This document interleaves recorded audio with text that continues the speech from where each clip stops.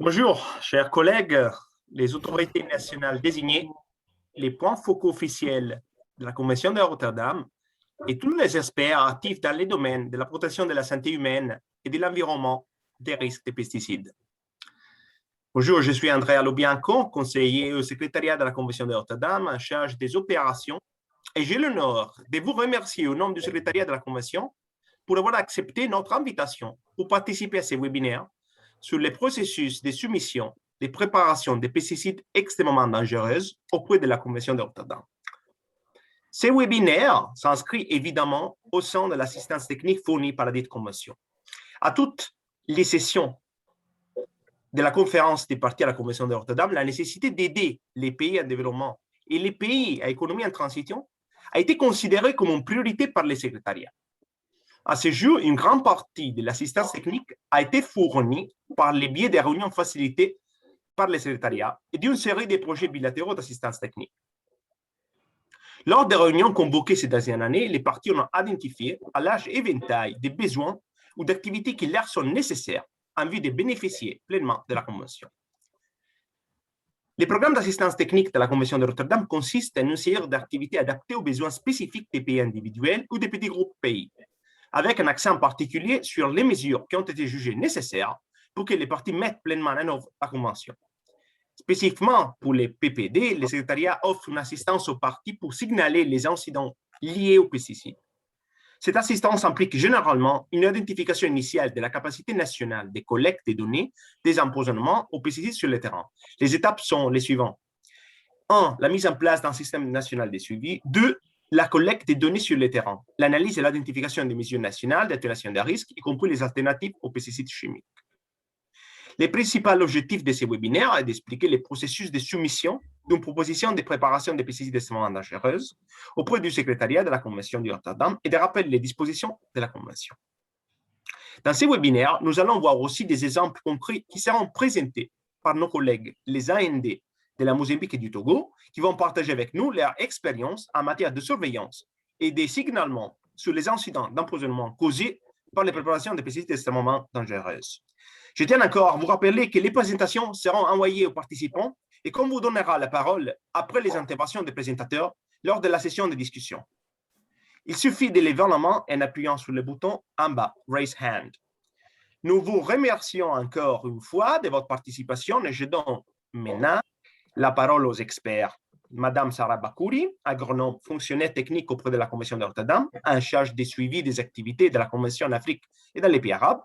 Elena Costa, agronome tropicale de la dite convention, Livia Loidona et Emmanuel Niamsi, consultant technique pour la Convention de Rotterdam, et avec la participation exceptionnelle de M. Khalid Hassam, AND de la Convention de Rotterdam du Mozambique, et Joseph Bafei, AND du Togo. Maintenant, je donne la parole donc à Sarah, Hélène, Livia et Emmanuel.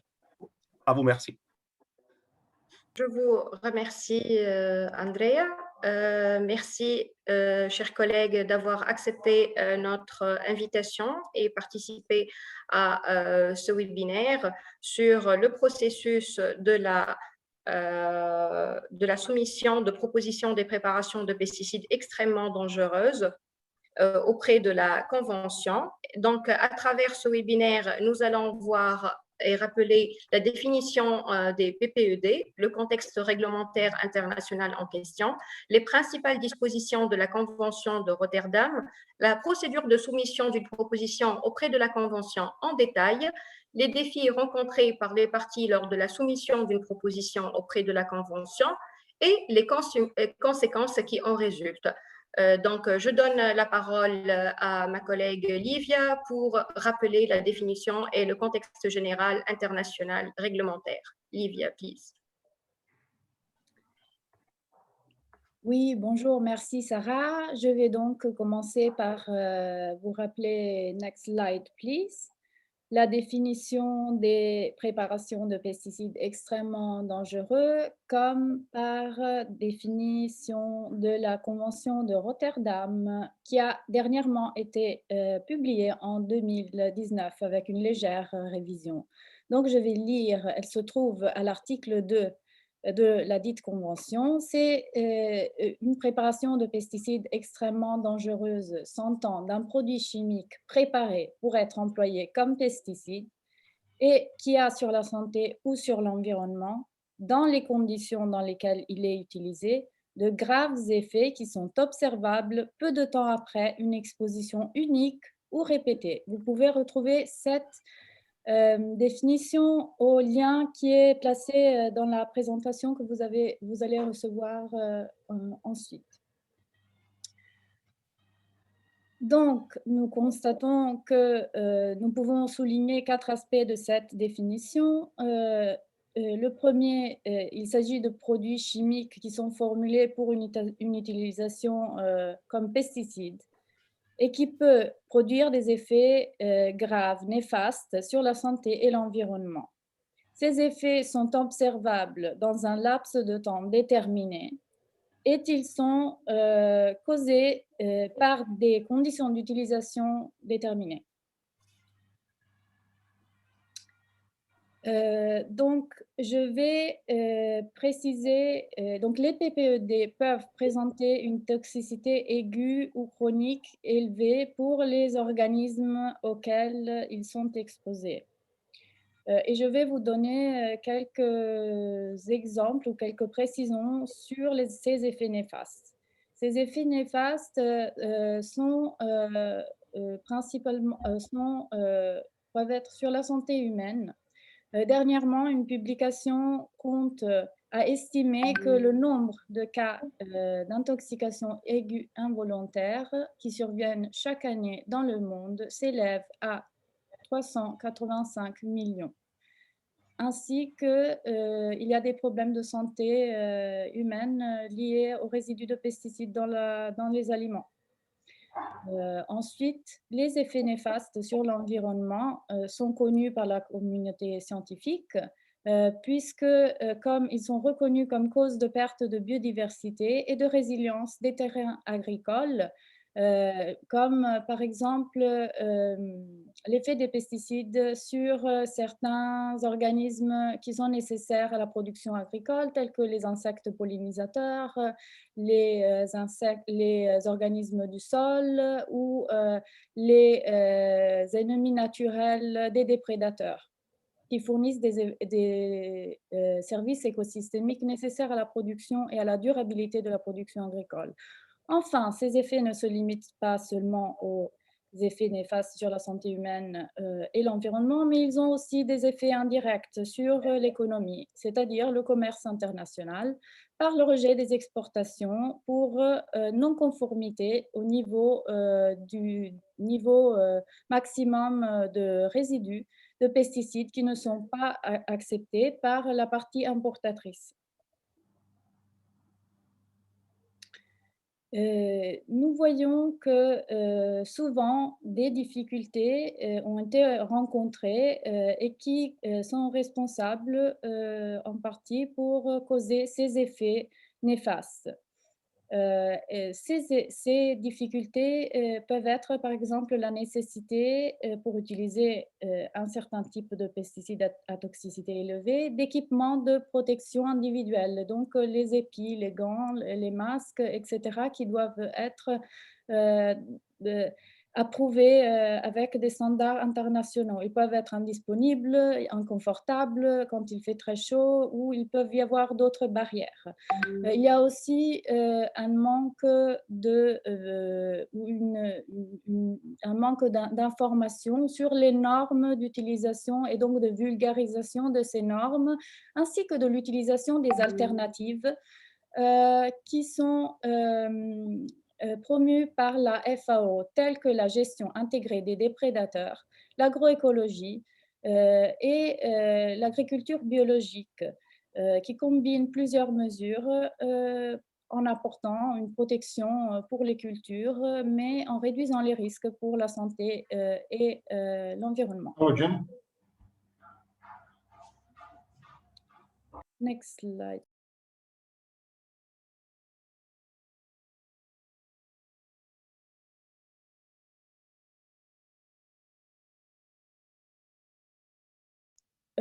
Donc, C'est pourquoi dernièrement, il existe une série d'instruments au niveau international qui réglementent les préparations de pesticides extrêmement dangereuses afin de promouvoir une agriculture plus durable et réduire les risques des pesticides en particulier.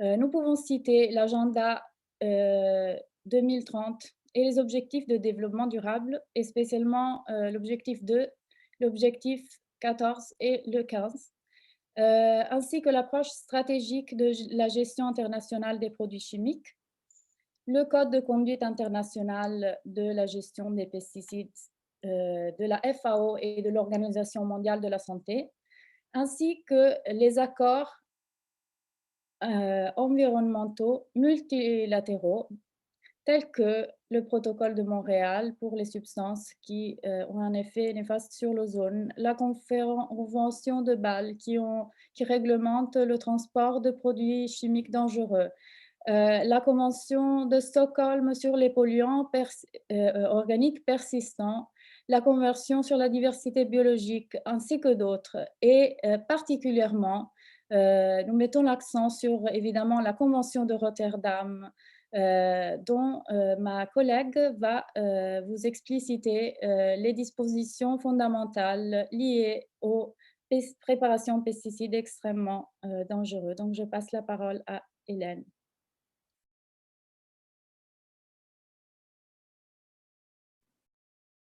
Bonjour à tous. Pour continuer la présentation, premièrement, je vous dis que je vous rappelle que la Convention de Rotterdam est vraiment une grande opportunité de travailler ensemble pour répondre à des questions communes, à des problèmes communs causés par les pesticides. Spécifiquement, l'article 6 offrait la possibilité pour les pays de partager des informations à échelle mondiale.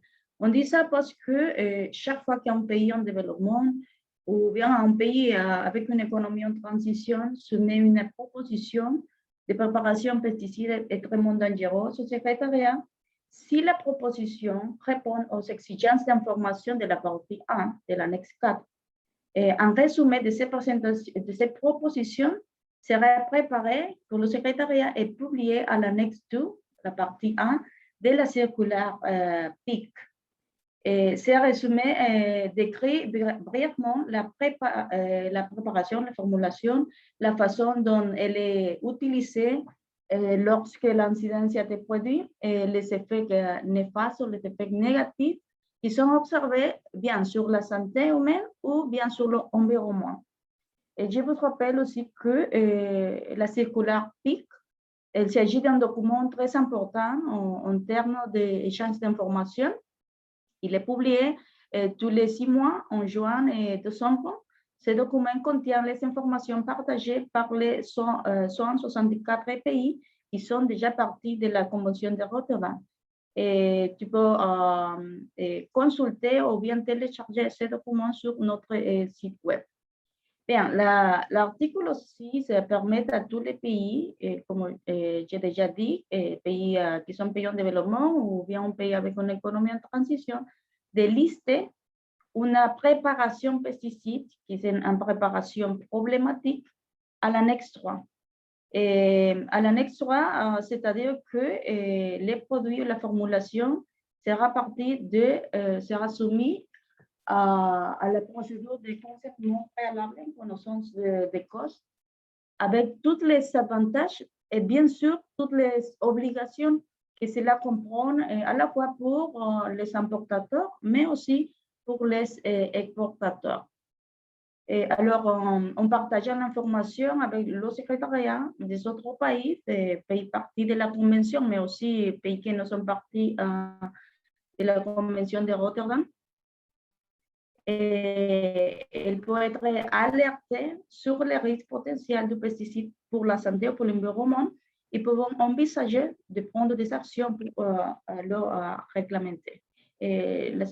Next slide, please.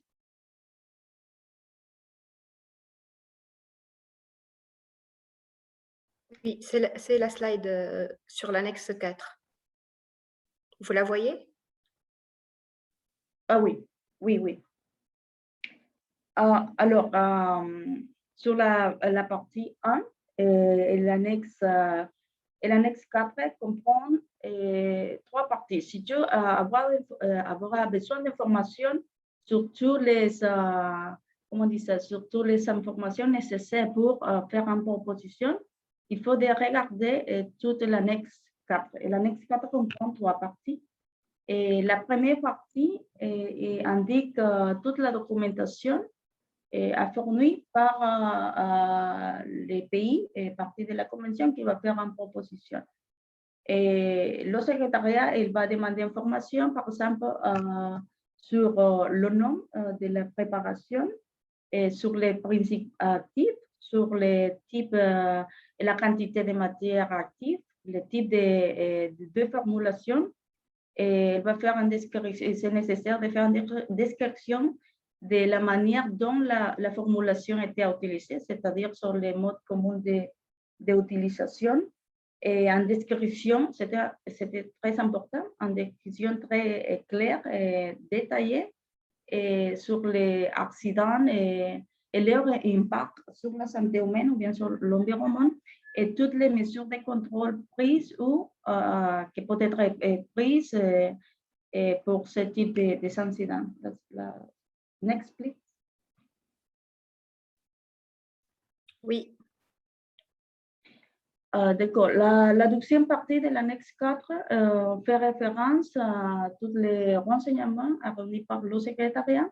Et une fois qu'il a vérifié que la proposition répond à toutes les exigences de la partie A.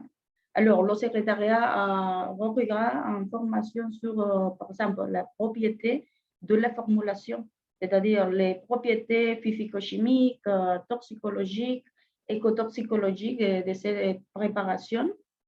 Et s'il existe des restrictions ou problèmes concernant la manipulation ou l'application de la préparation dans d'autres états.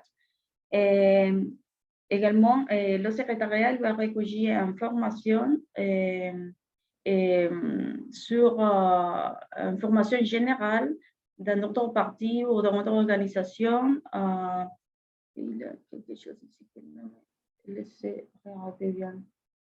Informations nationales ou internationales, informations sur les alternatives et bien sûr un renseignement qui a été communiqué pour autres parties et parties qu'on a le même type d'incidents avec le même type de formulation.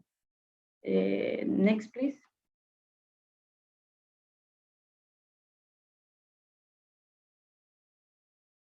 La troisième partie, ce sont les éléments ou les critères qui prennent en considération les comités d'examen des produits chimiques une fois élaboré la proposition envoyée pour le secrétariat. Alors, le comité des produits chimiques va examiner, par exemple, la fiabilité. Avant, s'il te plaît, Emmanuel. D'accord. Il va chercher ou il va examiner la fiabilité des données. Le comité vérifiera que la proposition ou la formulation qui a été proposée effectivement causé les incidents. Il sera vérifié que les incidents étaient causés pour les modes d'utilisation communs et non pour des autres raisons. Le comité il va vérifier aussi la pertinence de ces incidents pour des autres États, l'importance de ces incidents pour des autres États qui ont des conditions, par exemple, climatiques similaires et où la formulation s'utilise de manière similaire. Et s'il existe aussi des restrictions concernant la manipulation ou l'application de la préparation et qui suppose l'emploi de technologies ou de techniques qui pourraient être raisonnablement ou largement appliquées dans les États qui n'auraient pas l'infrastructure nécessaire. Next, please.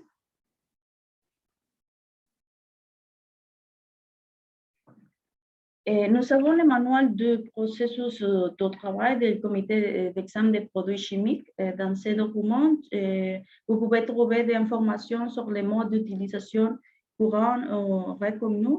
Et comme j'ai déjà mentionné avant, le comité examinera les informations concernant sur le mode d'utilisation commun et il met, comment on dit ça, beaucoup d'accent sur ces informations parce que est difficile pour les comités d'examiner les informations concernant sur ce sujet. Il existe encore des opinions très diverses sur quelle quantité de modes d'utilisation courants est reconnue. Et cela se produit à son tour en conséquence de différents niveaux de contrôle sur l'utilisation des pesticides qui existent dans différents systèmes réglementaires. Et par exemple, dans les pays développés, l'utilisation courante peut être considérée comme équivalent à une utilisation légale. Par exemple, l'utilisation énumérée sur les étiquettes de produits. Mais aux pays avec une infrastructure réglementaire moins développée, cependant, les mesures dans lesquelles la formulation des pesticides individuels sont réglementées et le rôle de l'étiquette de produits dans les processus réglementaires nationaux varie considérablement. C'est pour ça qu'on trouve des différentes opinions sur les pratiques d'utilisation commune. Alors, une chose que je veux dire ici, c'est que pour cette raison, c'est important que les autorités travaillent dans des détails d'informations comment les produits étaient utilisés au moment de l'accident. Suivant, s'il te plaît. Manuel, next.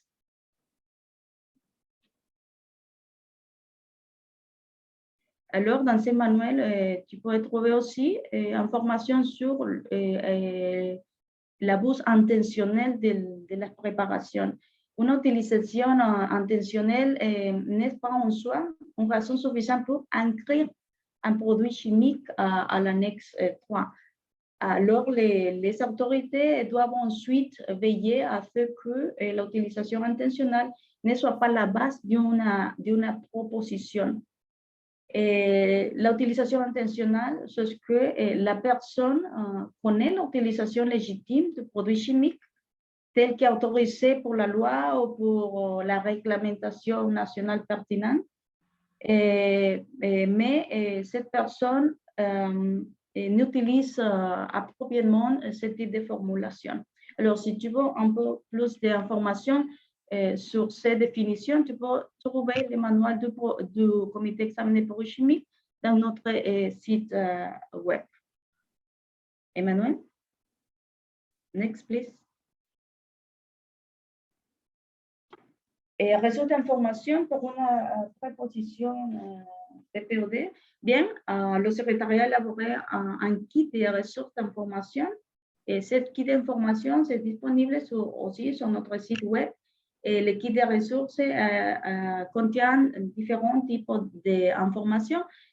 Mais cependant, il est important de revoir ces trois documents ici. Premièrement, le formulaire des rapports des incidents. Tu peux trouver les formulaires pour les incidents sur la santé humaine ou les formulaires pour les incidents environnementaux.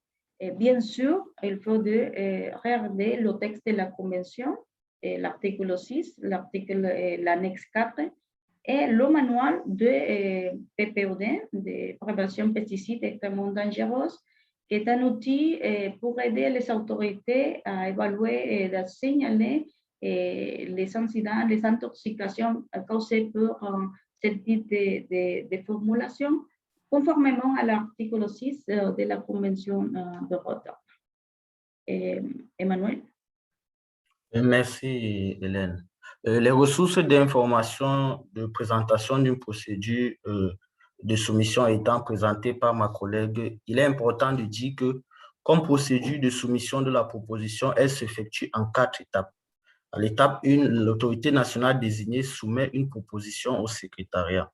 Le secrétariat, ayant perçu, l'examine sur la base d'un certain nombre d'informations et le secrétariat recueille des informations pertinentes relatives à la formulation.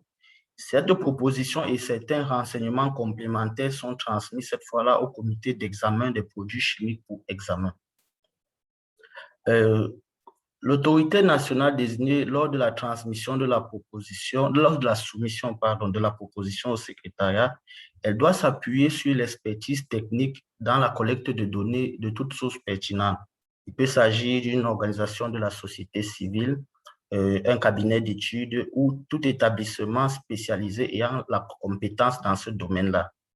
Et ces informations recueillies à l'appui d'une proposition par l'autorité nationale désignée s'appuie sur les formulaires de rapport d'incident. Ma collègue l'a présenté préalablement car ces formulaires se présentent sous deux formes, les incidents environnementaux et les incidents liés à la santé humaine. Lors de la présentation des formulaires des rapports d'incident, il est important de notifier qu'elle se présente sur deux parties. La partie A qui est un formulaire de transmission qui doit être impérativement signé par l'autorité nationale désignée. Et la partie B, c'est un formulaire des rapports d'incident des pesticides. Il explique grosso modo la formulation de l'incident, la description de la formulation de l'incident, l'impact sur la santé humaine ou l'environnement, et entre autres la manière dont cette formulation est utilisée sur le territoire. Et en cas d'absence de ce rapport d'incident, le formulaire peut être, on peut utiliser des formulaires nationaux de déclaration d'incident.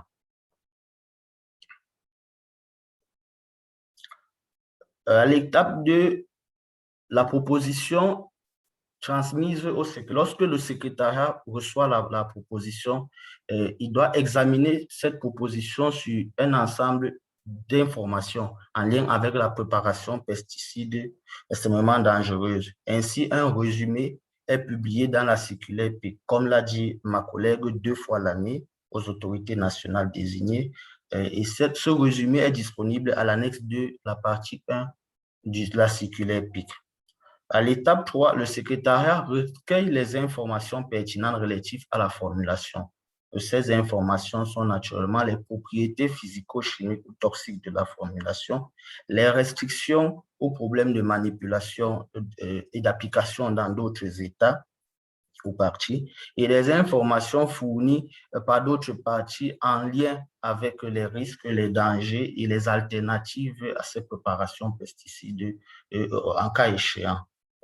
Aussi, entre autres, l'étendue de l'utilisation sur le territoire en termes de quantité, d'homologation, de production, si celles-ci sont connues, bien sûr. Et après, la proposition et un ensemble de renseignements complémentaires sont transmis à l'appui au comité d'études des produits chimiques pour examen. Vous pouvez voir ci-après le schéma de tout ce processus précédemment expliqué.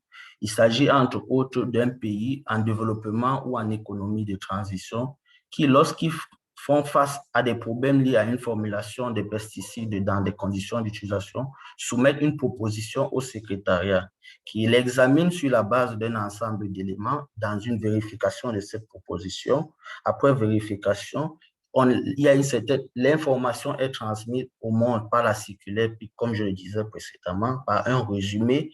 Une collecte de renseignements supplémentaires est faite au niveau de la formulation et de son utilisation. Et une demande est transmise au comité d'examen des produits chimiques si le produit chimique doit figurer ou non dans la liste de la convention. Et lorsque cette demande est transmise, une analyse est faite par le comité d'études des produits chimiques afin de monter un projet du document d'orientation des décisions qui sera soumise lors de la COP afin qu'une décision soit prise en termes d'accord ou de refus de l'inclusion de cette formulation à l'annexe 3 de la Convention. Merci, Sarah. Ma collègue Livia prendra la parole pour nous parler des défis ou challenges liés en lien avec cette soumission de proposition. Merci beaucoup, Emmanuel. Donc, il y a des défis qui sont rencontrés par les parties lors de la soumission des propositions auprès de la Convention de Rotterdam. Ces difficultés peuvent se présenter au niveau de la collecte des données dues au cadre juridique ou stratégique, ou bien dans la modalité de renseignement des incidents d'empoisonnement. Par exemple dans les hôpitaux ou dans les communautés agricoles, vulgarisation, etc.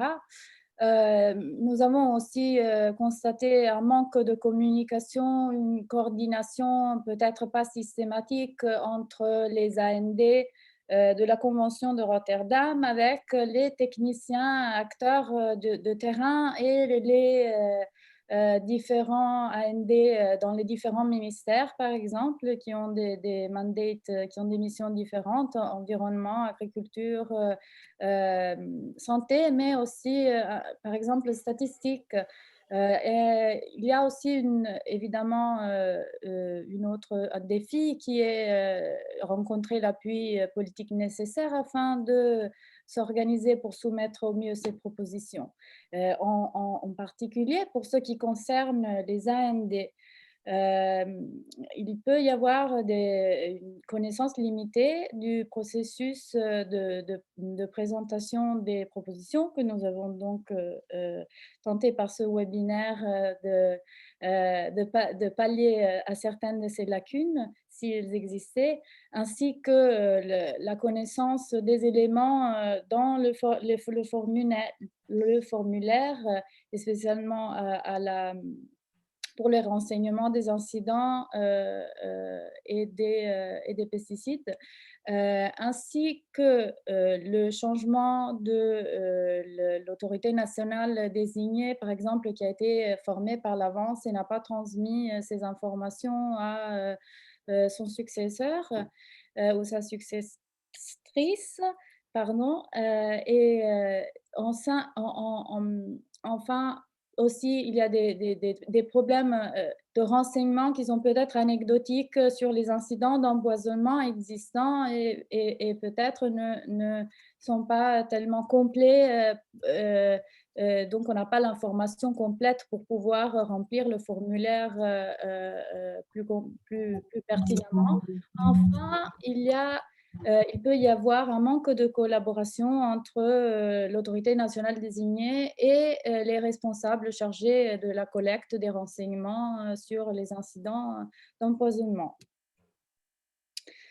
Malgré ces défis, la Convention de Rotterdam, comme l'ont précédemment annoncé tous mes collègues, offre une opportunité importante pour les pays en voie de développement et à économie de transition de soumettre une proposition de pesticides, de préparation pesticides extrêmement dangereux, même en ne pas ayant toutes les informations d'évaluation de risque. Et c'est une occasion à prendre. À travers cette soumission de proposition, il y a deux résultats. L'échange qui sont possibles, si considérés pertinentes. L'échange d'informations, l'alerte. L'échange d'informations se fait de toute façon, donc l'envoi d'une soumission, d'une proposition va être vérifié par le secrétariat de Rotterdam. Donc, de toute façon, il va y avoir un échange d'informations et un enrichissement d'informations. Ensuite, si la préparation est considérée comme dangereuse, il va y avoir une alerte des autres parties des problèmes avec la même formulation, par exemple. Il va y avoir un résumé des nouvelles propositions publiées à l'annexe 2 de la circulaire PIC et une liste des notifications publiées toujours dans la circulaire PIC. Donc, cet échange d'informations qui commence par un pays qui a peut-être des incidents mais n'a pas beaucoup d'informations va être transmis au secrétariat et va être amplifié au niveau international et coordonné au niveau international pour enrichir ces informations qui vont aider tous les pays. Ensuite, si le comité d'experts de préparation chimique fait une recommandation positive pour l'inclusion de l'annexe à l'annexe 3 de cette préparation, il va y avoir une réglementation, une mesure d'alerte précoce qui va permettre à tous les pays parties prenantes de la Convention de Rotterdam d'être notifiés et de devoir légalement répondre à l'importation ou l'exportation de ce pesticide et de pouvoir donner son accord ou son refus parce que ce pesticide est signalé, rappelé comme ayant posé des problèmes dans plusieurs régions du monde. Voilà, merci beaucoup et nous vous remercions beaucoup. Voici nos emails. Je donne la parole à ma collègue Sarah.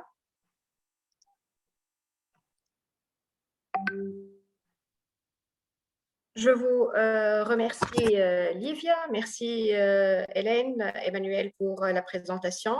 Maintenant, nous donnons la parole à Monsieur Khalid Kassam, l'autorité nationale désignée au Mozambique pour présenter leur expérience. Monsieur Khalid.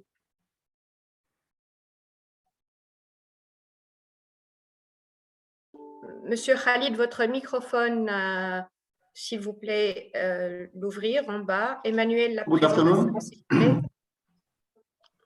Sorry, my presentation, I will speak in English, oui. but my presentation.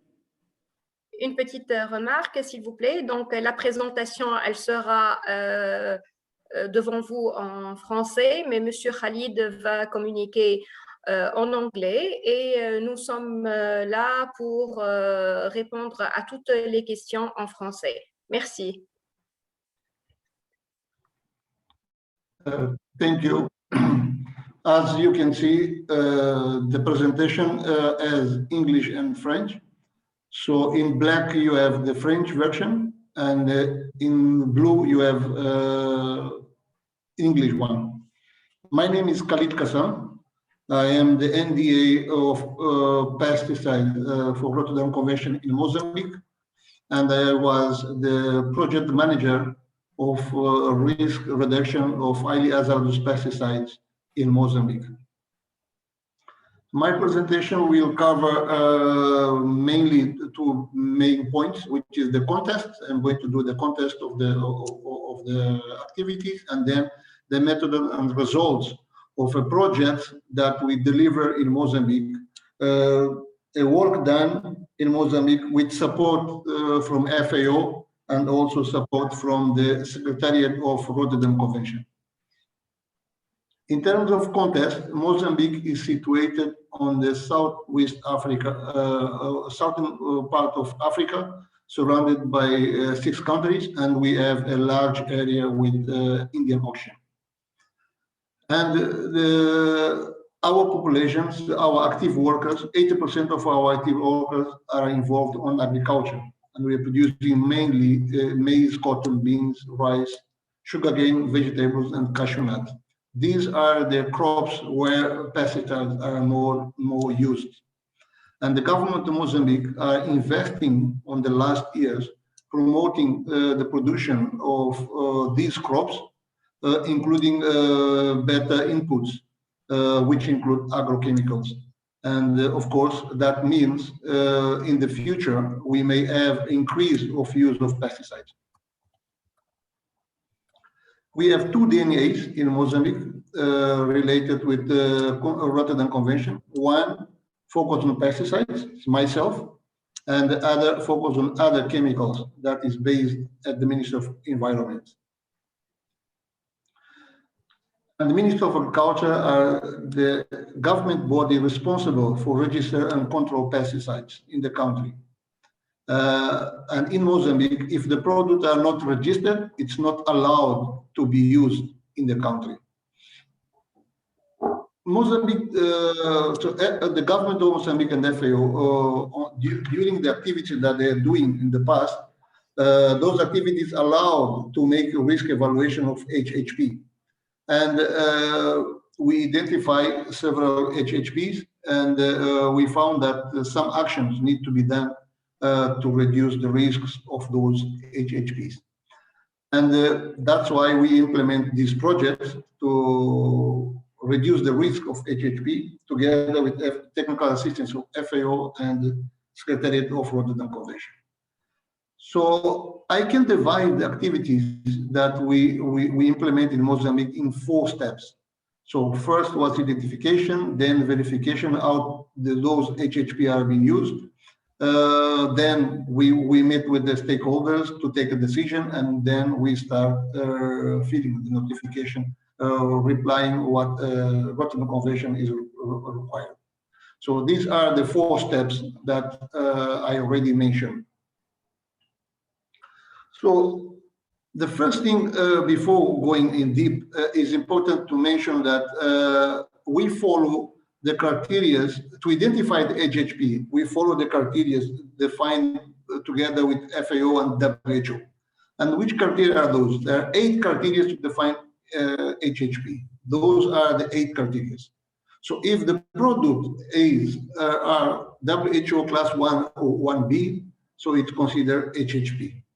If the carcinogenicity category 1A, 1B, GHS mutagenicity category 1A, 1B, reproductive toxicity category 1A, 1B, if the product are part of Annex A, B, or D of the Stockholm Convention, if the product are listed on Annex 3 of the Rotterdam Convention, and if the product are listed on Montreal Protocols, and if the product shows that they have high incidence of severe and irreversible effects on the human health and environment.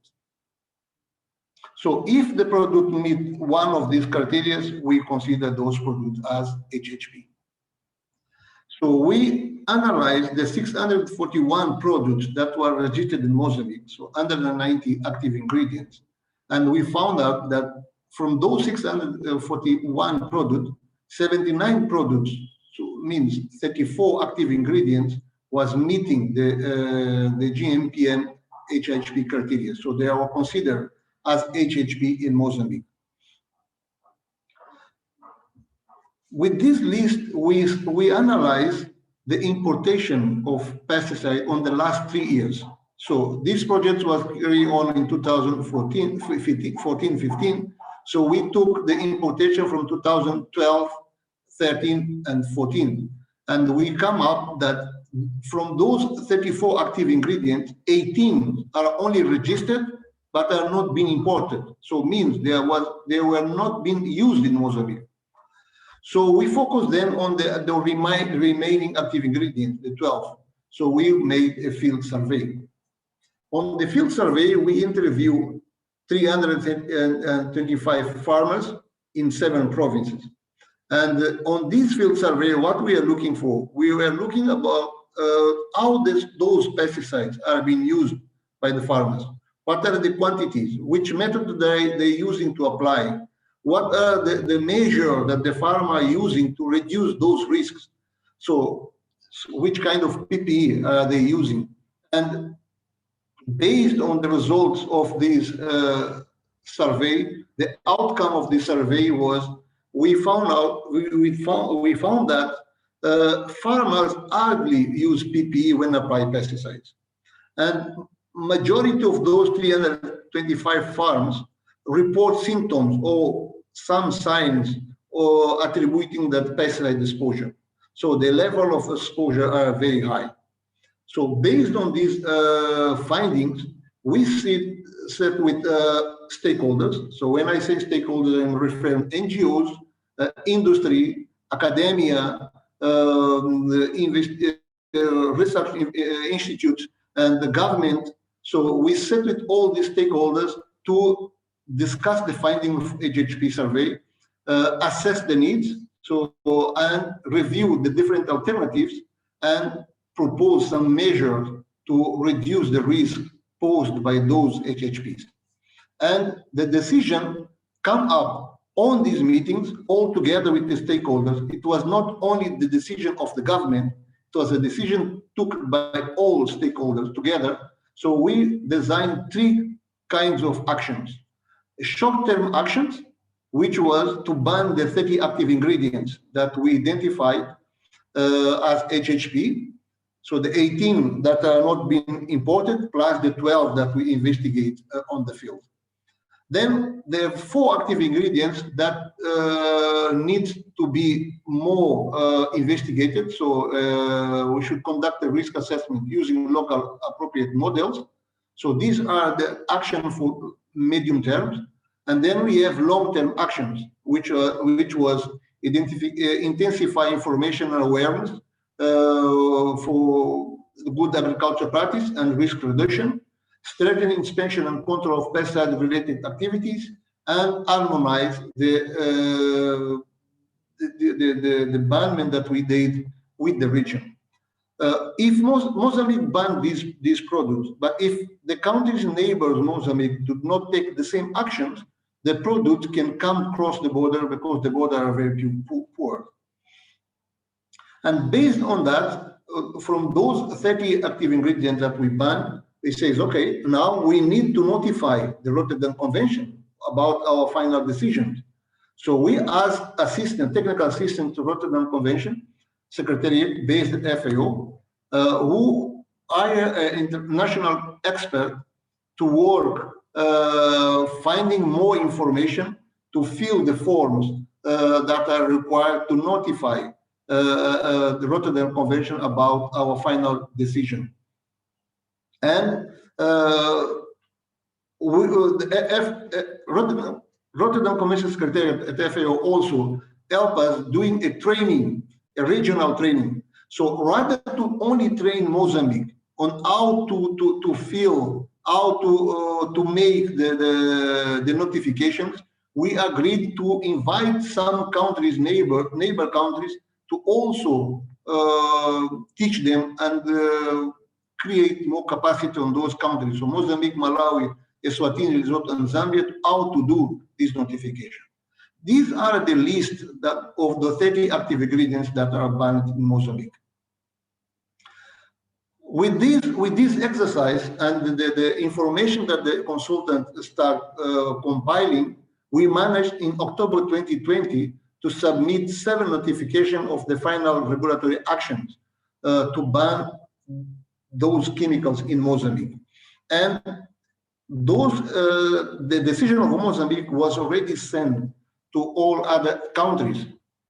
But our decision, those products are not yet listed on Annex 3, because to be listed, it's necessary to at least more one country also have notified the Rotterdam Convention, and then the Conference of Parties will take a decision to include or not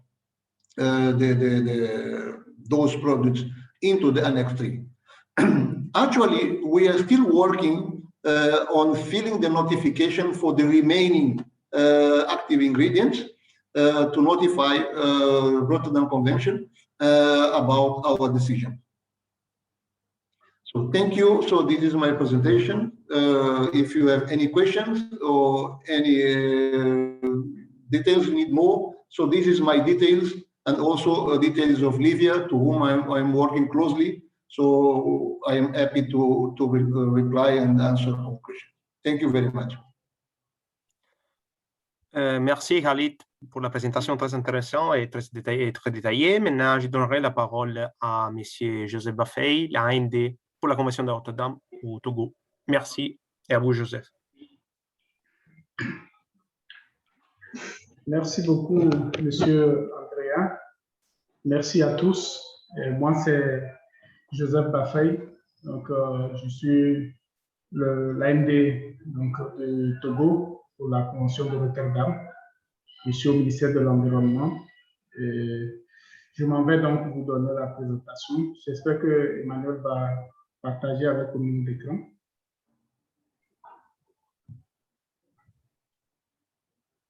Emmanuel? Un instant. D'accord.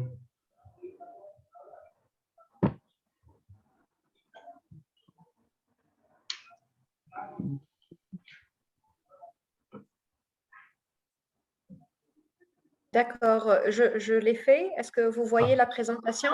Oui, Oui, oui. c'est bon. Vous pouvez mettre en diaporama. Oui, s'il vous Ah. plaît. Oui, vous mettez en diaporama. Voilà, merci. Merci beaucoup, Madame Sarah. Donc, je disais que je m'appelle Joseph Bafay, donc je suis pharmacotoxicologue. Je vais rapidement vous présenter le cas pratique du Togo.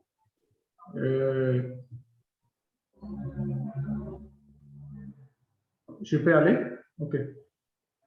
Donc, le plan que nous allons suivre est le suivant. Nous allons d'abord parler de la collecte de données qui a été faite dans le cadre de l'incidence des pesticides sur la santé et l'environnement. Et nous aurons deux aspects à examiner là. D'abord, les données de l'enquête de 2011 que le ministère de l'Environnement a eu à conduire, et ensuite la situation actuelle en ce qui concerne l'incidence des pesticides, puisqu'il y a eu une étude très récente qui a été menée. Ensuite, nous parlerons des perspectives et nous allons conclure. Suivant. Alors, pour connaître le Togo, disons que c'est un pays de l'Afrique de l'Ouest et c'est un pays, en termes de superficie, c'est un petit pays. Donc, c'est ça qui est représenté en rouge ici sur la carte, qui fait 56 600 km² avec notre drapeau. Et ça fait la population estimée à 8,6 millions d'habitants. Suivant. Alors, le cadre de l'étude, parlons d'abord de l'enquête de 2011. Le cadre de l'étude, disons simplement que l'usage des pesticides au Togo cause un certain nombre d'incidents, tout comme dans les autres pays en voie de développement. Et c'est dans ce cadre qu'une étude pilote a été réalisée en 2011. Et notons que c'est fondamentalement une initiative purement nationale qui a été financée par le budget de l'État togolais et conduit par le ministère de l'Environnement, de l'Agriculture, mais avec l'appui technique des instituts de recherche tels que l'Université de Lomé de Kara et l'Institut togolais de recherche agronomique. Suivant. Alors, les objectifs qui étaient poursuivis, c'était d'abord de collecter les données sur les pesticides qui sont vendus et les conditions dans lesquelles ils sont utilisés, et puis de faire un état des lieux des cas d'intoxication au niveau national, puis profiter pour renforcer la capacité de certains producteurs et également des comités villageois de développement en ce qui concerne les techniques de monitoring des pesticides. Mais également, il fallait aussi faire un petit briefing sur la Convention de Rotterdam pour essayer de montrer à qui que ce soit ce que c'est que la Convention de Rotterdam et ses objectifs ainsi que ses activités et œuvres au travers du monde. Donc, les cibles, c'était fondamentalement les paysans, les agents de santé et les distributeurs de pesticides. Donc, il y avait au total 245 paysans qui ont été touchés par l'enquête. Ensuite, sont 15 agents de santé et sont 12 distributeurs de pesticides. Suivant. Merci. Alors, disons que c'est deux questionnaires qui ont servi de base donc, pour faire l'enquête. Il y a un questionnaire qui a permis donc, de relever les impacts sur la santé et un autre pour les impacts au niveau de l'environnement. Et au niveau de chaque questionnaire, il était fondamentalement question donc, de relever l'identité d'abord de la personne enquêtée, ensuite de mentionner la nature du produit en cause de l'incident, de décrire l'incident de manière détaillée, comment est-ce que ça s'est produit, à quel niveau du pays, etc. Ensuite, il fallait faire aussi la description des voies d'exposition et les effets néfastes que cela a pu avoir, que ce soit sur la santé comme sur l'environnement. Et les traitements aussi qui ont été adressés aux victimes, donc ça c'est au niveau des centres de santé. Et il fallait aussi faire l'identification des produits ou des formulations qui sont vendues ou utilisées au niveau national. Faire aussi aussi une description de l'application, comment est-ce que les paysans font l'application des pesticides, et les mesures qui sont prises lors de l'application, etc. Et faire une description des impacts négatifs sur l'environnement. Suivant. Alors, allons au résultat, au niveau des distributeurs. Pardon, voilà. Au niveau des distributeurs, disons que l'enquête a révélé que 78,8% des distributeurs avaient des magasins de stockage, mais les autres, c'est-à-dire environ 12%, eux, ils n'avaient pas de magasins de stockage, 22% plutôt, et ils stockaient les produits de manière vraiment très peu recommandable. 83,1% des pesticides qui étaient vendus donc, dans la zone d'enquête n'étaient pas homologués. Oui, le suivant.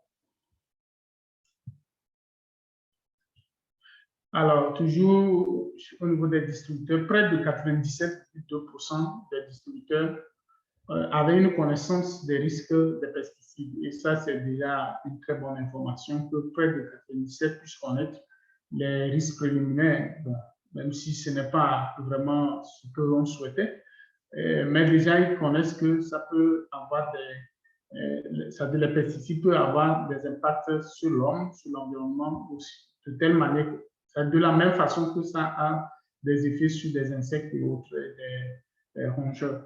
Alors, 94 formulations étaient enregistrées à l'époque, si je parle de l'année 2011, donc, et dans lesquelles on avait les herbicides, les insecticides, les fongicides et les agents de fumigation.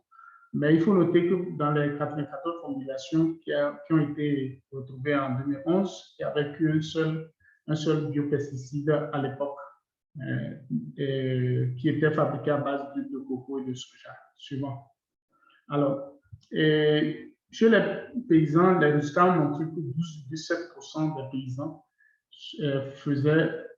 utilisaient les épis. Donc, tout le reste, près de 88%, n'utilisaient pas d'équipement de protection individuelle.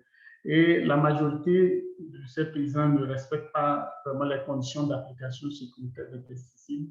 Donc, ils les utilisent même si le vent est violent en période de chaleur, même lorsqu'il y a les pluies qui s'annoncent, donc lorsque le temps menace, ils ne continuent pas à utiliser, alors que aussitôt après, lorsque la pluie tombe, donc le produit est rapidement lessivé et ça peut se retrouver dans les points d'eau. Alors, 11 formulations étaient utilisées par les paysans et il y avait 9 environ qui étaient périmés. Slide suivant. Chez les professionnels de santé, ce que l'enquête a révélé, c'est que 13,3% d'agents de santé méconnaissaient pratiquement les signes d'intoxication. Donc, et c'est seulement 21,3% qui avaient reçu une formation adéquate pouvant leur permettre de prendre en charge des cas d'intoxication. Donc, en termes de cas déclarés, entre 2007 et 2011, l'enquête avait révélé qu'au niveau de la préfecture de Sotobois, c'est là qu'il y avait plus de cas déclarés, près de 38 cas suivis de Tchaoudjo et Tchamba 3.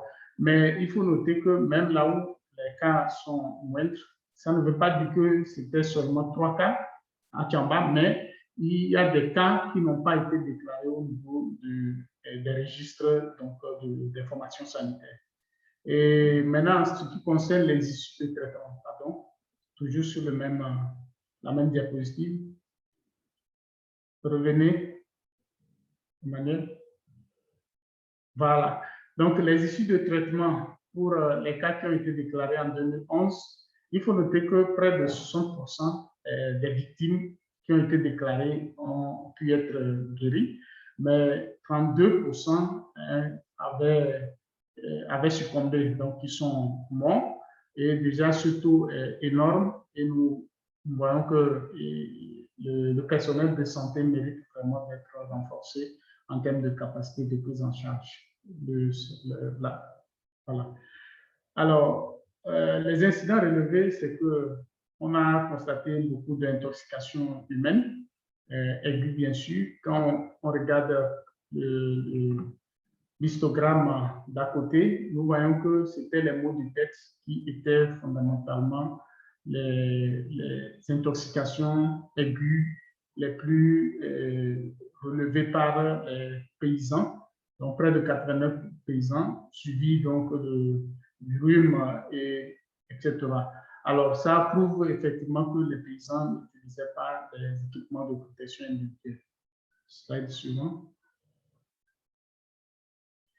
Et il y avait aussi des empoisonnements constatés au niveau de certaines rivières avec des morts d'espèces aquatiques, les morts des abeilles, des serpents, des rats, des tourterelles dans plusieurs localités. Et les formulations qui étaient en cause sont donc le gramme-quat, qui n'est rien d'autre que du paraquat, le attaquant 344, le phaser ultra, Lambda super, Landex, mais également d'autres produits qui n'ont pas été identifiés. Suivant. Alors, ça, c'est ce qui concerne les données de 2011. Maintenant, il y a une situation, une étude récente qui a été menée entre 2019 et 2020 qui nous donne une situation du temps présent. Et cette étude a été conduite auprès de 113 commerçants de pesticides et 177 cultivateurs. Revenez. Voilà, 56 agents de santé et 34 femmes volontaires. Et il faut noter que c'était des femmes qui ont connu des cas de malformation congénitale, des cas de mort-née et des avortements spontanés. Et on a aussi, l'étude aussi a procédé à l'exploitation de certaines données épidémiologiques relevées au niveau de 147 centres de santé issus de 2 préfectures. Alors, le but, c'était de rechercher les incidences actuelles des pesticides en milieu rural, donc au niveau de la santé et de l'environnement. Suivant. Alors, les résultats montrent que les conditions dans lesquelles les pesticides sont gérés aujourd'hui sont vraiment alarmantes, d'autant plus qu'au niveau des commerçants, uniquement 2,7%, soit 2 commerçants sur les 113 qui ont été enquêtés, qui ont reçu une formation en gestion des pesticides. Et près de 84,3% des pesticides vendus n'étaient pas homologués. Suivant. Alors, toujours au niveau des commerçants, 97,3% ne disposent pas de magasins de stockage de vente, contrairement à ce qu'on avait vu en 2011, où il y avait environ 27% qui n'avaient pas de magasin. Cette fois-ci, c'est uniquement 3% qui disposent de magasins. Et ça, c'est vraiment une situation alarmante, parce que aujourd'hui, le commerce des pesticides au Togo est devenu vraiment comme si c'était le commerce de denrées alimentaires. Et vous allez même voir les conditions dans lesquelles c'est vendu dans les marchés. Ici, nous avons une image qui nous montre les pesticides donc, qui sont disposés sur le sol, proches des tubercules dinames. Ça, c'est au marché, donc c'est vendu au marché, aux abords des routes, dans des conditions vraiment déplorables. Ils n'ont pas de magasin pour stocker. Donc, d'autres, à la fin, quand ils finissent de vendre au marché, ils retournent à la maison. C'est à domicile qu'ils stockent les produits. Suivant. Suivant. Alors, toujours chez les commerçants, les produits sont exposés souvent à l'air sous l'effet de la chaleur de la pluie. Vous allez voir une dame qui est en train de manger, allègrement à côté des produits qu'elle est en train de vendre. Ça, c'est toujours au marché de Kabou, dans la préfecture de Bassa. Et là, vous allez constater que les produits sont exposés. Il suffit qu'il y ait une pluie tout de suite. C'est plutôt un plastique qu'elle va chercher pour couvrir ses produits et aller se cacher ailleurs, alors que les produits sont sous la pluie, exposés à la chaleur, à la pluie, etc., aux intempéries, aux aléas climatiques. Et ça, vraiment, c'est des choses qui laissent à désirer. Slide suivant. Alors, l'enquête au niveau des cultivateurs a montré que 97,74% des cultivateurs ne sont pas formés à l'usage des pesticides. Et aucun de ces cultivateurs n'utilisait des épis adaptés. Bon, c'est seulement 6,9% qui utilisaient des épis non conventionnels, c'est-à-dire des chaussures. Pour certains, c'est des culs, pour d'autres, c'est des chemises manches longues vieilles. D'autres utilisent des foulards pour attacher leur tête. Et ça, c'est juste à cause des brûlures qu'ils avaient commencé par avoir au niveau de la peau après les pulvérisations qu'ils ont cherché ces méthodes palliatives. Suivant.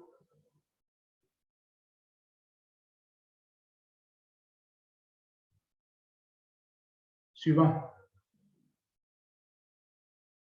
Voilà. Toujours sur les cultivateurs, 93,23% utilisent mal les pesticides. Donc, certains utilisent autour des habitations parce qu'en milieu rural, en campagne, vous allez voir qu'il y a des champs qui sont au niveau non loin des habitations et on pulvérise, oubliant qu'après avoir pulvérisé les produits, vous voyez, sous l'effet avec le vent et tout ça, peut se retrouver à la maison, donc dans le lieu de sédentarité de la famille. Et d'autres utilisent ça sur des cultures inappropriées. Ici, vous allez voir la photo à côté, c'est un champ d'igname sur lequel on a utilisé des herbicides. Alors que dans ces circonstances, on se dit que la bioaccumulation de ces herbicides dans l'igname qui est supposé être sous le sol sera vraiment très forte. Et c'est ça même qui a fondé le but de cette étude qui est en train d'être conduite. Alors, au niveau des centres hospitaliers, on a vu que 15,7% des agents ont une connaissance claire des signes d'intoxication et près de 8,9% avaient reçu une formation susceptible de leur permettre de prendre en charge les victimes. Suivant.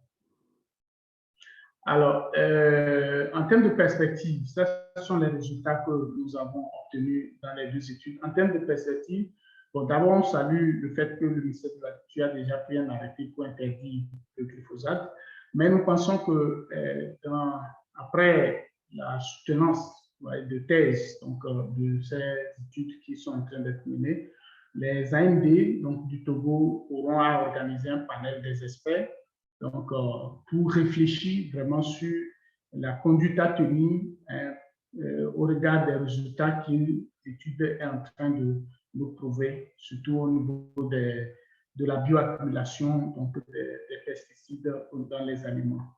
Suivant. Suivant. Alors, il y a un grand défi qui est devant nous et nous pensons qu'en perspective, il faudrait mettre en place un système national. Vous êtes allé trop vite. Il faudrait mettre un système national de collecte, d'analyse, de déclaration des intoxications causées par les préparations pesticides extrêmement dangereuses, ce qui va permettre, bien sûr, aux AMD de pouvoir proposer des déclarations de ces PPED donc au secrétariat de la Convention. Et donc, c'est ça qui motive le Togo à solliciter l'appui du secrétariat de la Convention de Rotterdam pour conduire une expérience pilote d'évaluation des risques et de mise en place de ce système de collecte de notification des impacts des pesticides. Alors, en conclusion, nous dirons tout simplement que les impacts des pesticides au Togo ne sont plus à démontrer et cela interpelle le ministère de l'Agriculture et de l'Environnement qui doivent ainsi un programme de formation rigoureux, que ce soit au niveau des commerçants, des utilisateurs, des vulgarisateurs. Mais avant qu'ils ne le fassent, il faut qu'ils aient des autorisations et il faut que les deux ministères également puissent travailler de concert pour apporter un programme d'assistance technique aux utilisateurs des pesticides pour mieux protéger leur santé contre les impacts des pesticides. Et quant au ministère de la Santé, il devrait renforcer les capacités donc, du personnel médical en charge du traitement des cas d'empoisonnement et Le soutien des ONG en charge de la protection de l'environnement vraiment reste salutaire pour accentuer les séances de formation et de sensibilisation dans les zones où l'action de l'État ne pourrait pas atteindre. Alors, sur ce, voilà le cas pratique que nous avons voulu présenter pour vos questions, vos suggestions sont les bienvenues et je vous remercie.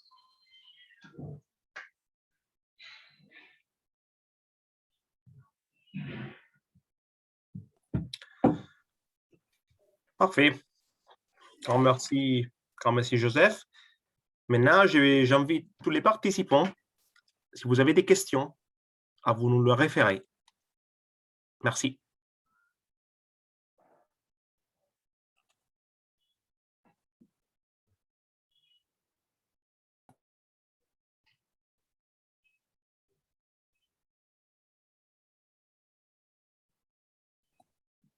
Vous pouvez cliquer sur le bouton Resend, comme j'avais dit au début. Ça suffit de faire ça. C'est en bas ici.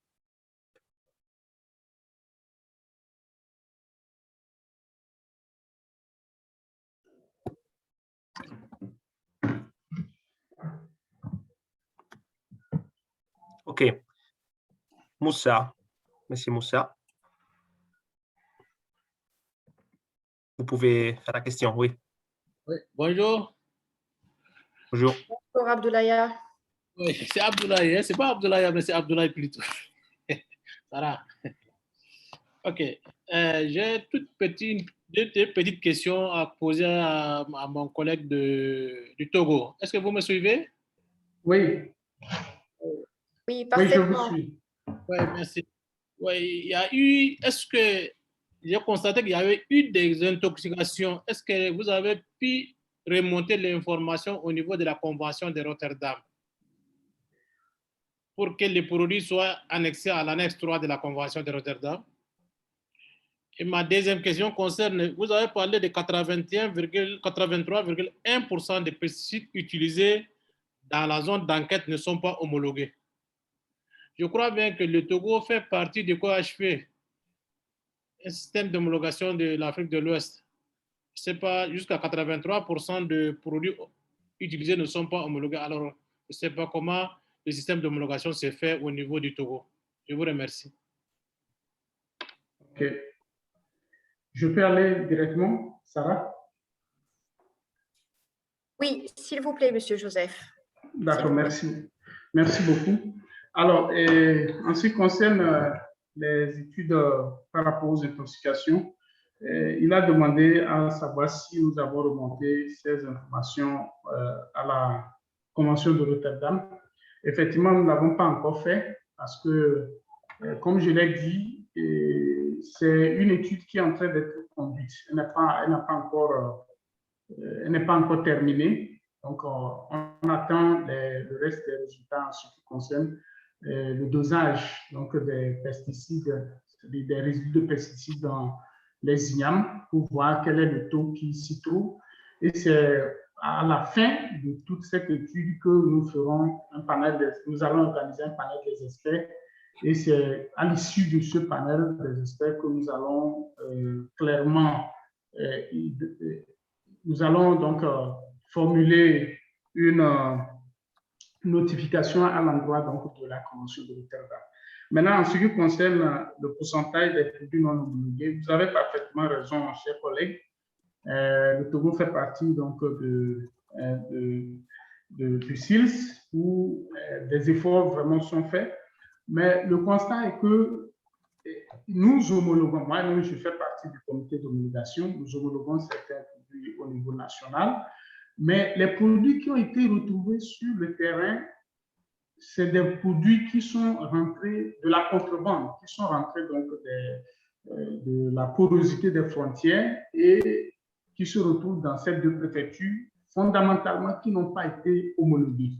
Et c'est des produits dont les inscriptions sont en anglais, parce que si ça a été homologué, ça devait être en français. Donc, tout est en anglais, et ce qui ne permet même pas à la population donc, de pouvoir avoir accès aux informations qui s'y trouvent sur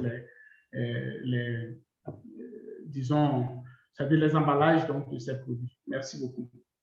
Merci, Sarah. Merci. Merci. Je vous remercie, Joseph. Abdoulaye, est-ce que la réponse était claire et suffisante? Est-ce que vous avez d'autres questions, s'il vous plaît? Non, c'est bon. C'est bon. C'est bon. Je vous remercie et j'encourage les autres autorités nationales désignées présentes parmi nous pour poser des questions à nos invités, M. Khalid Kassam et M. Joseph, et aussi au secrétariat s'il y a d'autres questions relatives au processus de la soumission de propositions de pesticides dangereuses. S'il vous plaît, je vous encourage vivement à utiliser en bas le bouton Raise Hand pour demander la parole. Donc, ou bien vous pouvez directement écrire vos questions dans la fenêtre Q&A en bas.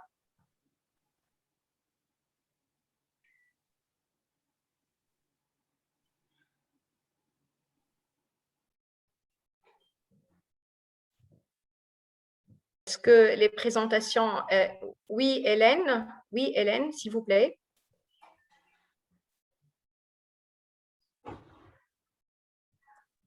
Monsieur Joseph, est-ce que avec l'enquête, il a été possible d'identifier la substance ou les produits qui a causé la majorité des cas d'intoxication? Oui, je peux aller directement. C'est la seule question. Oui, okay. s'il vous plaît. D'accord, merci. Oui, effectivement, je l'ai dit dans la première partie de la présentation, et il y a des formulations qui ont été relevées comme ayant été à la source de ces intoxications et des empoisonnements, notamment le paraquat, la cyperméthrine et autres, donc plus haut de ma présentation. Sinon, il y a des formulations qui ont été relevées, près de 6 à 7 formulations qui ont été relevées comme ayant causé des intoxications. Merci. Ah, merci, merci. Nous vous remercions, Joseph, et nous donnons la parole à Madame Fatiha de l'Algérie. Madame Fatiha, c'est un plaisir de vous voir parmi nous aujourd'hui. S'il vous plaît, il suffit d'ouvrir votre micro en bas à gauche pour avoir la parole. Madame Fatiha. Merci de cliquer en bas à gauche sur le bouton microphone parce qu'on ne vous entend pas. Excellent. Je remercie les intervenants et merci Tala Bakovi pour votre présentation et votre animation. En fait, moi j'ai une question par rapport à la vulgarisation. Est-ce qu'on peut par exemple? Juste une petite remarque, Madame Fatiha, si vous m'entendez, si vous pouvez parler un peu plus haut parce que le son, il est un peu loin, s'il vous plaît. Ok, d'accord. Maintenant, c'est excellent. Très bien. Donc, ma question est destinée à M. Joseph du Togo par rapport au système de vulgarisation et de sensibilisation. Donc, vous avez parlé, il y avait 34 femmes qui étaient problèmes du pesticide. Je ne sais pas si vous m'entendez. Donc, je voulais savoir s'il y a un système de formation et de sensibilisation des conseillers agricoles et des vulgarisateurs sur l'impact des pesticides, et notamment en direction des femmes, sachant que souvent, c'est des femmes qui sont touchées par les maladies liées à l'agriculture. Voilà, je vous remercie. Je m'excuse de vous interrompre, mais si Joseph peut confirmer, on entend mal, n'est-ce pas, Joseph? Oui, je n'ai rien entendu. Et est-ce que là? Oui, parfait. Et là, vous m'entendez? Oui. D'accord, très bien. Alors, ma question, je reformule, est liée au système de vulgarisation et de sensibilisation. Est-ce qu'il y a un système de vulgarisation et de sensibilisation destiné aux agriculteurs à travers les agences de développement qui sont les vulgarisateurs pour mettre en place des séances de vulgarisation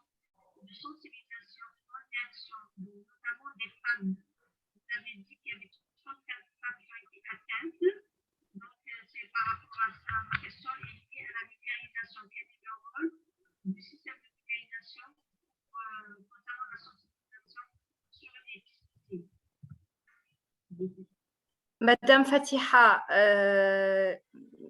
parfois le son coupe. Je vous saurais gré de bien écrire votre question dans la rubrique. Est-ce que vous pouvez, s'il vous plaît, écrire votre question dans la fenêtre Q&A, c'est en bas, ou bien dans le chat, s'il vous plaît, parce qu'il y a un problème de son. Votre microphone, je pense qu'il n'est pas stable. Ou...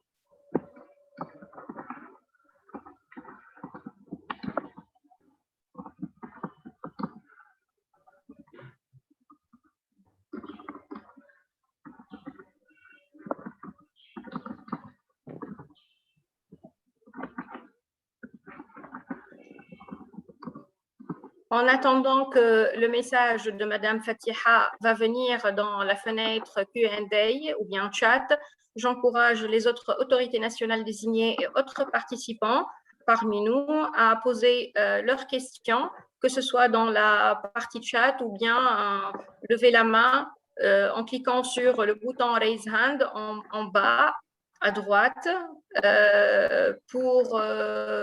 pour qu'on puisse vous donner la parole et répondre à vos questions, que ce soit pour la Mozambique, pour le Togo ou bien sur la présentation qui a été faite par le secrétariat.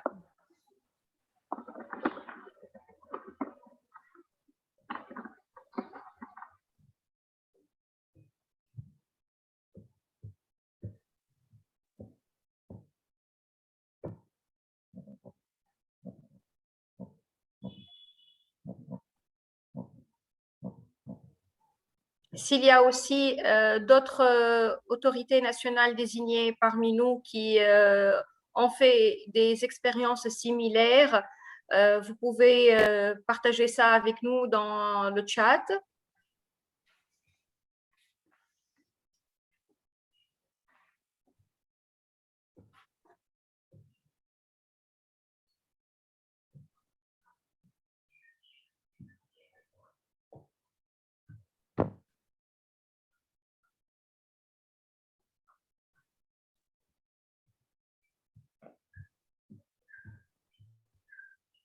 On attend toujours la question de Madame Fatiha.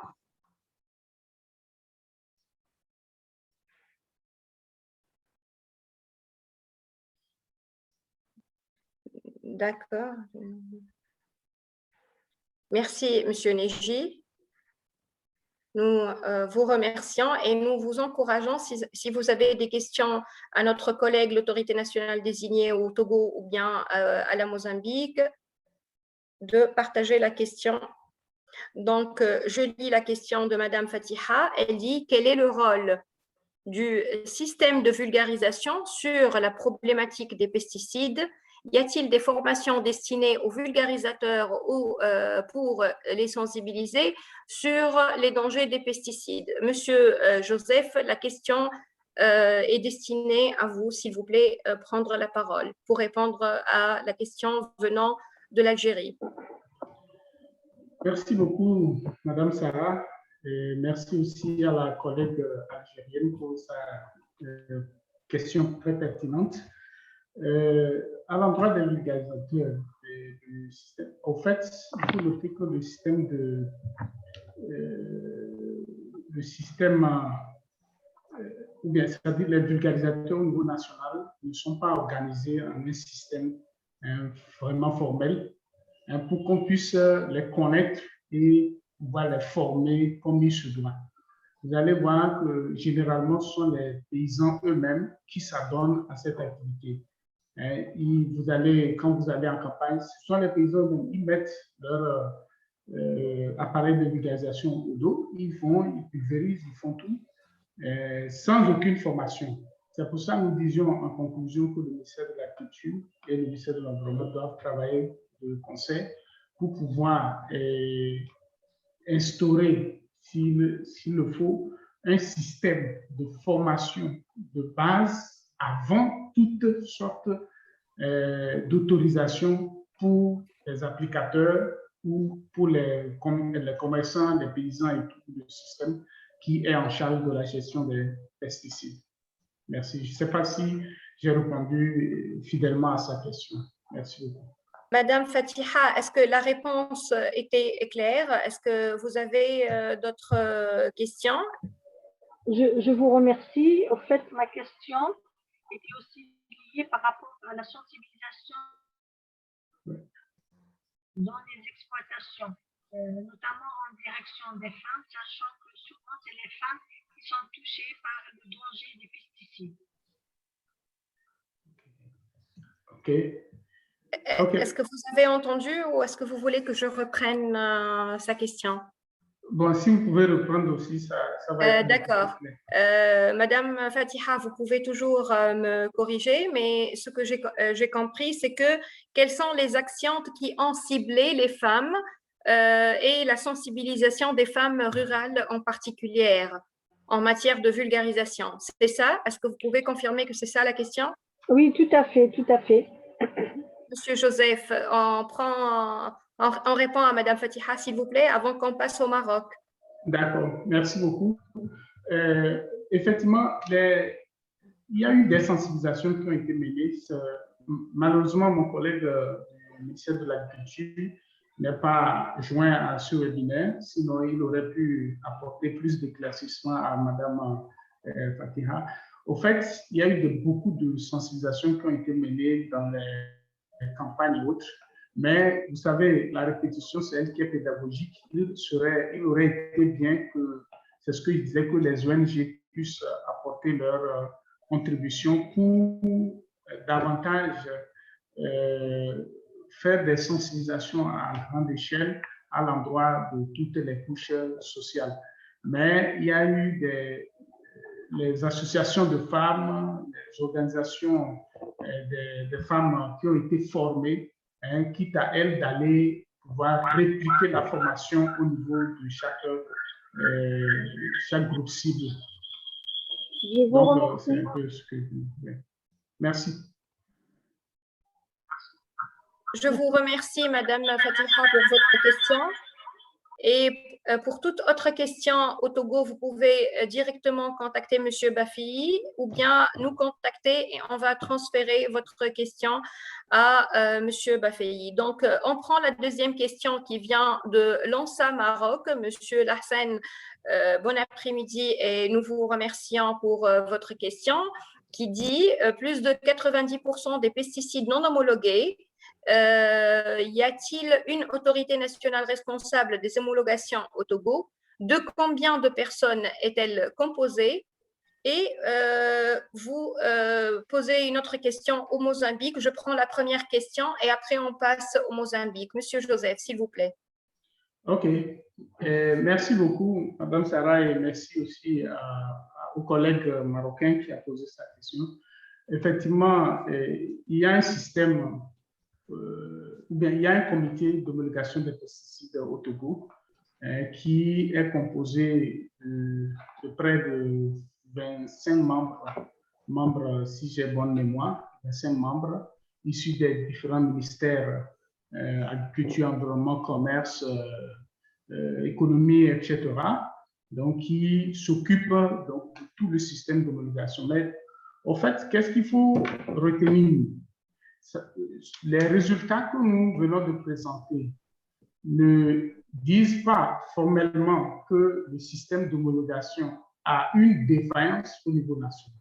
Le système d'homologation poursuit son cours, il est parfait, mais sauf que nous avons un problème très énorme, c'est le problème de surveillance de nos frontières, où on n'arrive pas du tout à contrôler les flux des produits, des pesticides et de toutes sortes de produits chimiques.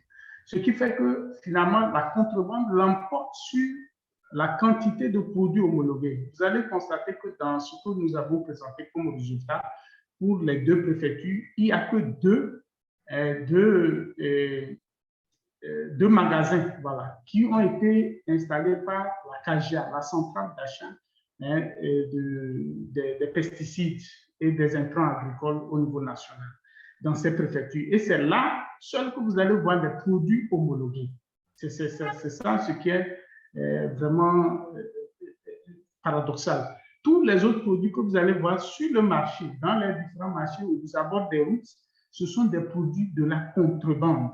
Et c'est ça que l'enquête a révélé. Ça ne veut pas dire que le système d'homologation a une défaillance. Donc, je vous remercie. Je ne sais pas si les clarifications ont pu apporter une certaine explication à la question de notre collègue. Merci, Madame Sarah. Je vous remercie. On va donner la parole à Monsieur Lassen de l'ANSA du Maroc pour dire si la réponse était suffisante. Monsieur Lassen, si vous voulez et vous pouvez cliquer sur le microphone en bas à gauche pour parler. Monsieur Lassen Bakou. Monsieur Lassen, est-ce que vous pouvez ouvrir votre microphone ou bien écrire dans le chat? Donc, Monsieur Lassen, est-ce que vous nous entendez? D'accord, on passe alors à la question de Monsieur Neji. Neji Heidi, est-ce que vous voulez parler, Monsieur Neji? Est-ce que... Donc, je vous donne la parole. Est-ce que vous pouvez, Monsieur Neji, ouvrir votre microphone? Il a dit non. Je pense parce qu'il n'était pas panéliste. Monsieur Neji, est-ce que vous pouvez ouvrir votre microphone en bas?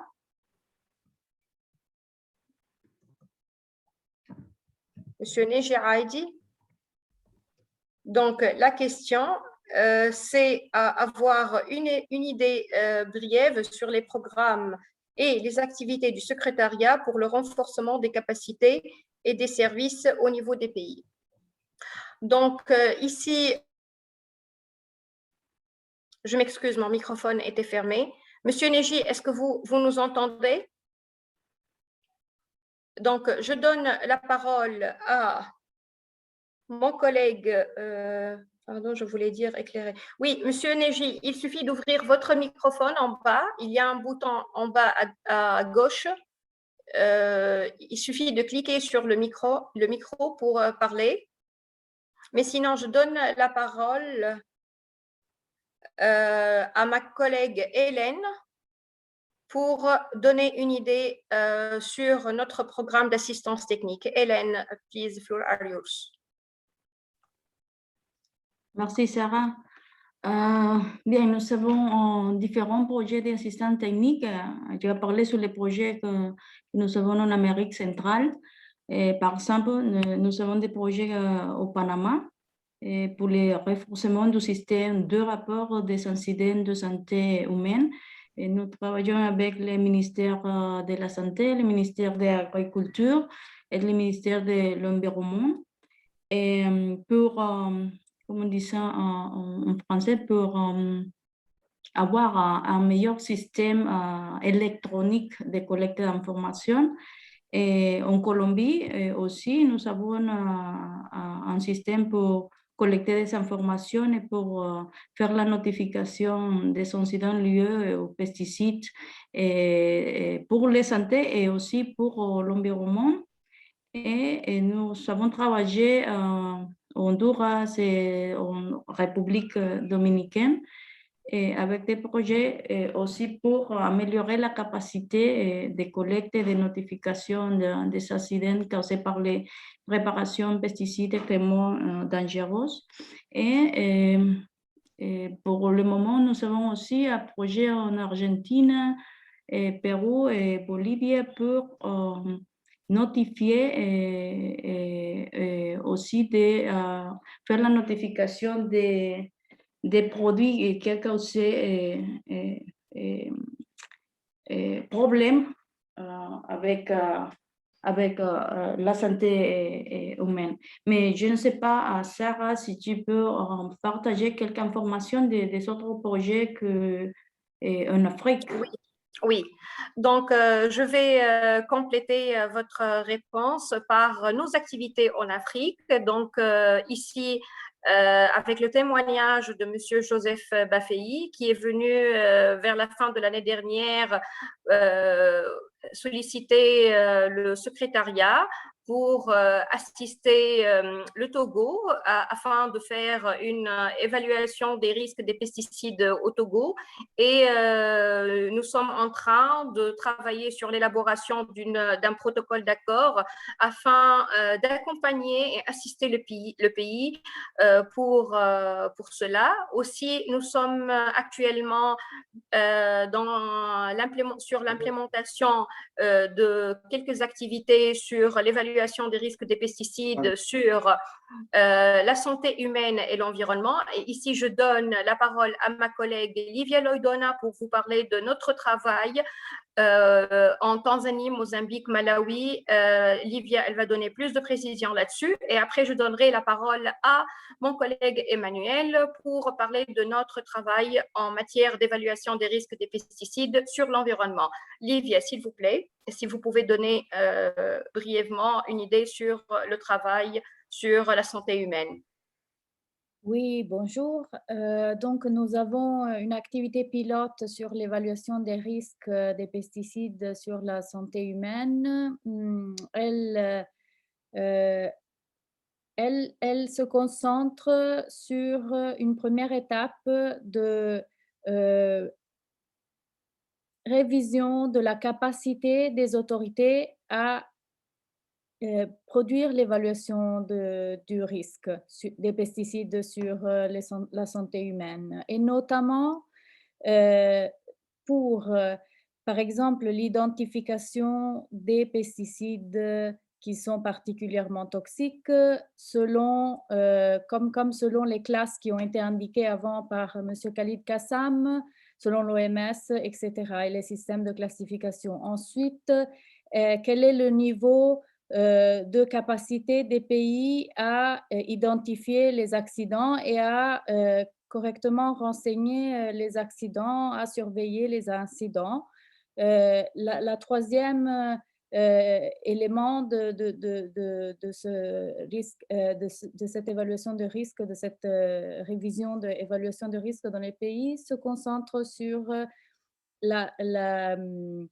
l'étape un peu plus avancée, c'est-à-dire quand on a ces informations sur la dangerosité de la formulation et l'exposition des agriculteurs au champ, est-ce qu'on a des moyens pour estimer le risque, qui est une probabilité? Et ensuite, la quatrième étape, elle concerne un état des lieux sur les décisions réglementaires qui sont prises à l'issue ou même pas à l'issue, mais de toute façon qui sont prises sur certains pesticides.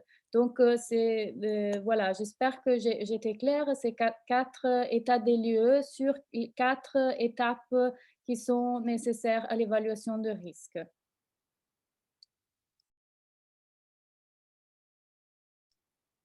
Je te remercie, Livia. Merci juste de rappeler les pays, s'il vous plaît, là où on va implémenter ce travail. Oui, nous allons implémenter ce travail au Botswana, ensuite au Rwanda, ensuite en Zambie et ensuite en Tanzanie. OK, je vous remercie. Emmanuel, s'il vous plaît.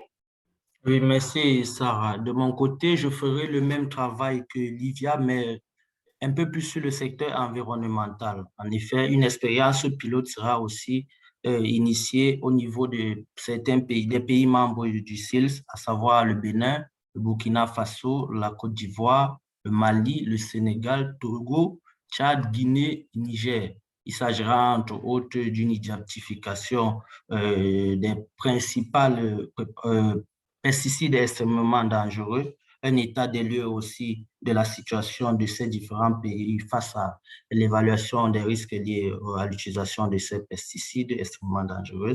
Il y aura un aperçu des capacités techniques existantes chez ces différentes parties. Et enfin, nous allons préparer, on va dire, quelques curricula de formation pour renforcer les capacités de ces pays face à l'évaluation des risques liés aux pesticides sur l'environnement. Merci. Je vous remercie, Emmanuel. Monsieur Joseph, si vous êtes parmi nous et si vous voulez ajouter quelque chose sur le protocole d'accord avec le Togo, les objectifs, parce que c'est un vrai exemple concret d'un pays qui vient avec une demande et la réponse de la Convention afin d'assister le pays. OK, merci beaucoup, Madame Sarah. Effectivement, comme vous l'avez mentionné, nous sommes en phase. Sur la dernière fois, votre collègue, monsieur, le nom m'échappe, monsieur Andrea, voilà, nous a envoyé le draft de protocole d'accord pour compléter certaines informations. Donc là, ce qu'il faut ajouter, c'est que, comme vous l'avez dit, nous voulons faire une évaluation des incidents qui sont relevés au niveau de l'environnement. Donc, dans 6 communes. Donc, nous avons ciblé seulement 6 communes pour pouvoir aller comme une action pilote. Donc, 3 communes dans une préfecture, 3 communes dans une deuxième préfecture. Et ces 2 préfectures sont un peu distantes, très, très distantes. L'une fait face ou bien frontière avec le Ghana et une autre préfecture fait frontière avec le Bénin. Pourquoi? Comme je le disais tantôt, nous avons constaté vraiment des flux de pesticides venant de ces 2 pays comme un produit de la contrebande. Donc, ça ne passe pas par le système d'homologation. Et c'est ça qui nous a motivés donc à mettre cette évaluation au niveau de ces 2 préfectures qui font interface avec les pays frontaliers d'où les produits viennent. Donc voilà, donc cette expérience pilote nous permettra in fine donc de pouvoir élargir s'il le faut donc notre évaluation sur tout le pays pour pouvoir comprendre qu'est-ce qui se passe au niveau national. Merci beaucoup, Madame Sarah. Je vous remercie. Monsieur Neji, est-ce que vous voulez prendre la parole avant qu'on passe à la question de Mansour Anaou? Monsieur Neji, on ne vous entend pas. Donc, vous pouvez toujours nous écrire. Nos emails sont dans le chat. Et je donne la parole à Livia. Avant, oui, Livia? Oui, merci Sarah. Je pense qu'il y avait une question pour le Mozambique. Et donc, oui, de Monsieur Lassane du Maroc. Voilà, oui. C'est ça. En fait,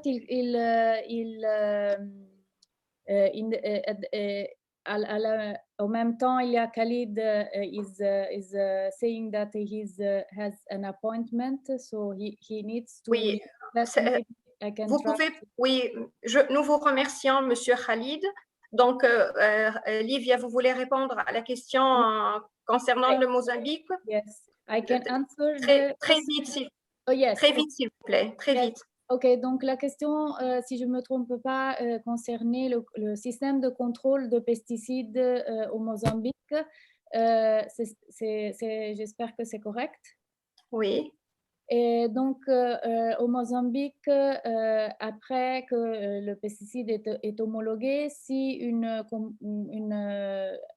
compagnie veut importer le pesticide, il doit faire requête pour une permission d'importation. Et la permission d'importation est un des documents que les systèmes de douane vont analyser et demander pour permettre l'importation. Le ministère de l'Agriculture a des inspecteurs qui sont placés aux points principaux d'entrée. Le Mozambique ne produit aucun pesticide, donc tous les pesticides sont importés, comme c'est le cas pour plusieurs pays en Afrique. Après que les compagnies doivent aussi soumettre un dossier d'homologation et le ministère de l'Agriculture est responsable pour vérifier l'efficacité du produit. Le ministère de l'Environnement est responsable d'évaluer le risque pour l'environnement et le ministère de la Santé est responsable d'évaluer l'effet sur la santé humaine. Et le produit est homologué seulement si les 3 ministères n'ont pas rencontré de problèmes. Donc voilà, je décline. Et c'est M. Khalid qui a répondu à ces questions par chat et j'ai essayé de traduire le contrôle. Je vous remercie. Je vous remercie. Voilà, merci beaucoup. Merci. Monsieur Mazaou, pour la question sur les pays du CILS, est-ce que vous pouvez ouvrir votre micro, s'il vous plaît? Oui, Monsieur j'ai Mazaou. ouvert. Oui, je vous remercie pour la question et pour la participation. Ce que je sais, c'est que les AND doivent soumettre, chaque AND de chaque pays doit soumettre séparément. Donc, c'est ça la réponse. Et si vous avez d'autres questions, comme nous avons une limite de temps, donc si vous avez d'autres questions, nous restons disponibles pour répondre à vos questions. Maintenant, j'ai vu tout à l'heure que il y a aussi Monsieur Joseph, il a alors qui d'autre a posé une autre question? Monsieur Moussa Abdoulaye, vous avez posé votre question et on a répondu à la question, je pense. Donc, s'il y a d'autres questions, vous pouvez toujours les envoyer par email. Nous sommes toujours disponibles. Et encore une fois, je vous remercie de votre présence et je donne la parole à Monsieur Andrea pour la clôture. Merci Sarah. Merci pour la diligente réponse aux questions que les participants ont fait. Je vous encourage alors encore à nous suivre. Si vous avez des questions encore, à nous les envoyer directement aux emails qui avant ont été partagés ici sur le chat. Et donc, je vous encourage aussi à suivre nos prochains webinaires qu'on fera sur Zoom. Merci à tous pour la diligente participation et à bientôt. Au revoir. Merci beaucoup. Merci. Merci, bye. Merci, au revoir. Au revoir. Bonne journée. À vous aussi. Merci.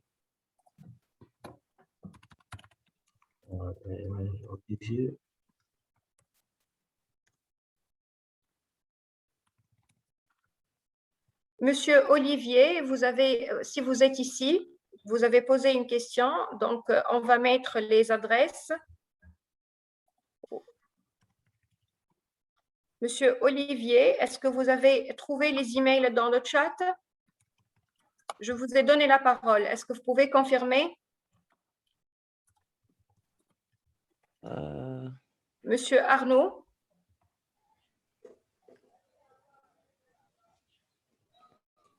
Je crois qu'il est parti. Oui, d'accord. Merci beaucoup, Monsieur Olivier. Je remercie tout le monde et bonne soirée. À bientôt. Au revoir. Au revoir.